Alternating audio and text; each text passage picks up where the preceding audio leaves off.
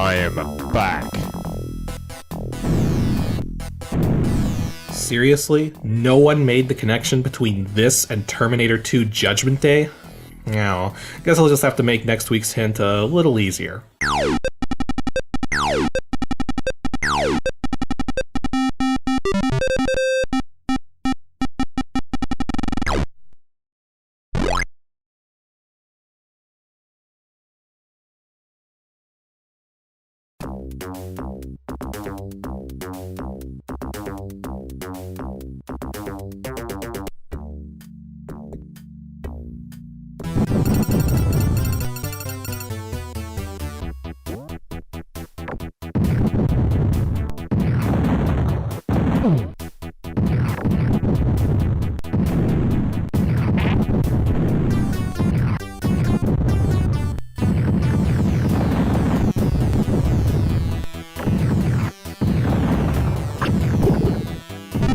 Yep, today on Ancient DOS Games, we're taking a look at Duke Nukem 2, which is, of course, the sequel to the original Duke Nukem game.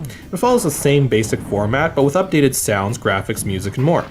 There's not a whole lot to say about this game, but there are quite a number of interesting little tidbits about it, so let's get things started with the game stats. Duke Nukem 2 was created and released by ADG around the end of 1993 and is a one-player run-and-gun platformer. It primarily features 320 by 216 color VGA graphics, though the initial opening is done using 256 colors. Oddly enough, if you run this game in DOSBox with the machine type set to EGA, it actually still works and it's still playable. It just, well, looks like this. Yeah, not quite sure if it works like this on real hardware, but if anyone can find out, please let me know so I can post the details below this video. As for its sound support, it supports Sound Blaster, AdLib, and PC Speaker for sound effects, though all of the music is AdLib based. As for its current release date, it's still shareware and getting a copy is really easy. Just like the first Duke Nukem game, the full version of the second game can also be found on the CD for Duke Nukem 3D, and obtaining that CD usually only costs a few dollars. Or if you don't want to mess around with shipping or anything, you can still buy a digital download from the 3D Realms website at www.3drealms.com for about $6. The story starts off about a year after the end of the previous game, and Duke Nukem has risen to superstardom status after he successfully saved the world from the evil Dr. Proton.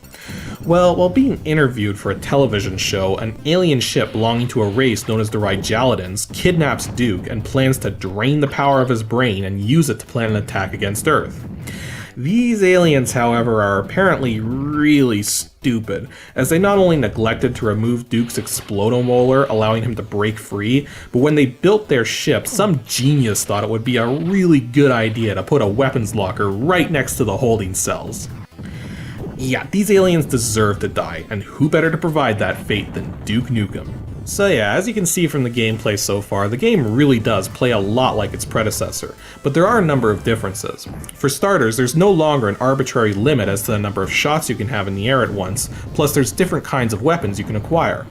Though probably the biggest difference, and one that takes quite a bit of getting used to, is the size of the graphics.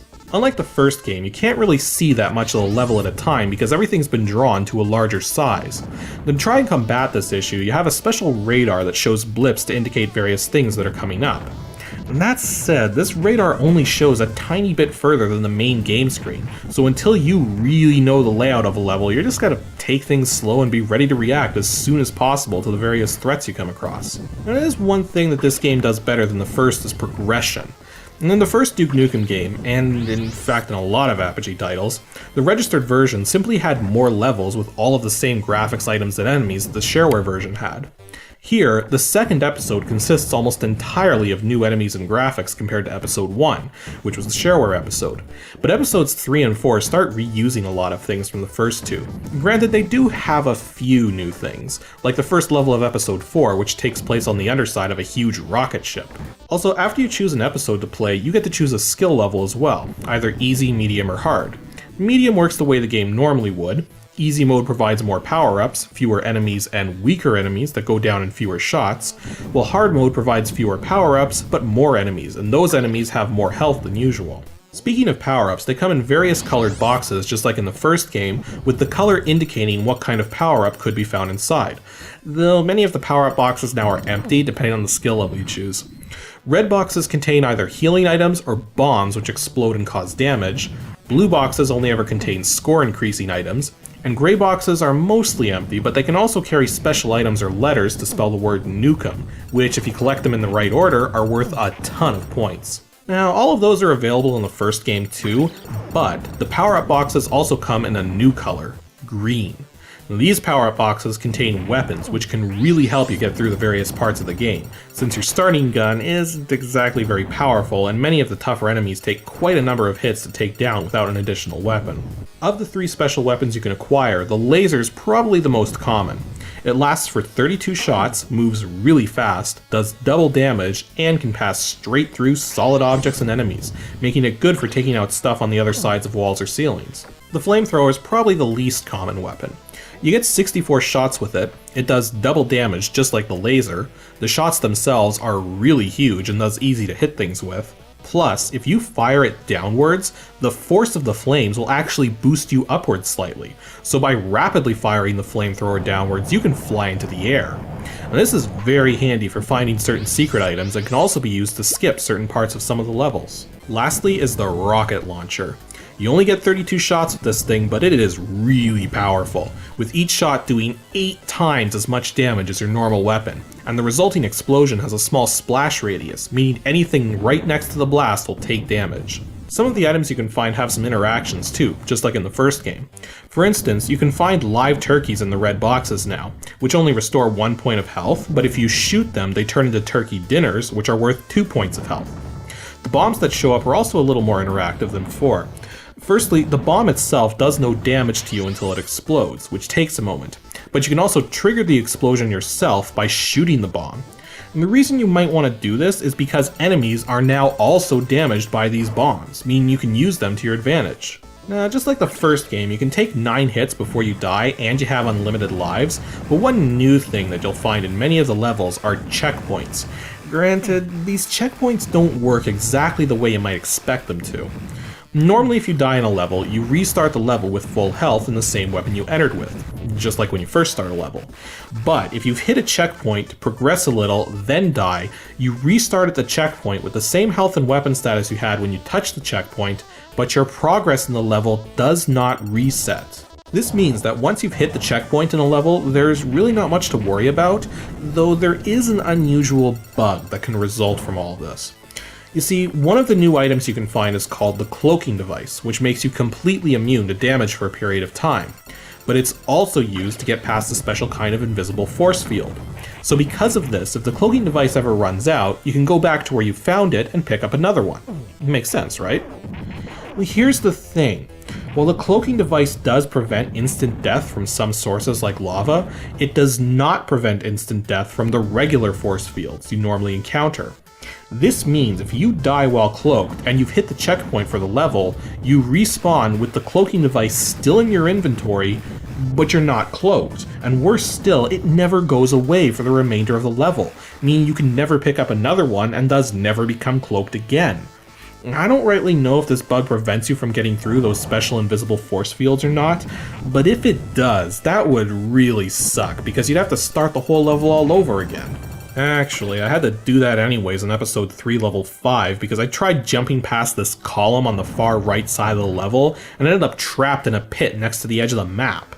Now, considering the column I jumped over touched the top of the map, I would normally consider this analogous to jumping over the flagpole in Super Mario Bros., since that usually leaves you in limbo as well. Except there was a secret on the left side of this level that worked the exact same way, by jumping over a column touching the top of the map. Considering that this game encourages exploring each level to its fullest, someone in QA should have caught that.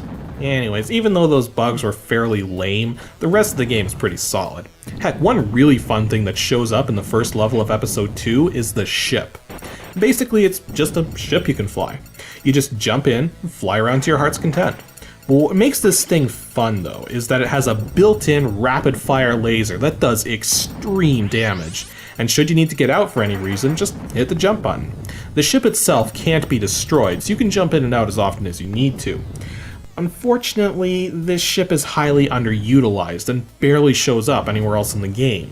And that is the biggest gripe I have with this game, is that the latter half just feels like more of the same, and many of the levels themselves are very maze-like and hard to navigate. Well, yeah, after a little while it does start to feel a bit repetitive, and that cramped feeling from the large graphics combined with the small screen space never really goes away. But it does feel like a true successor to the first game, and when you think about it, that's what really matters. And if you like run-and-gun platformers, then this is definitely one you can't pass up. I do have a few really good tips as well for anyone who wants to give this game a try.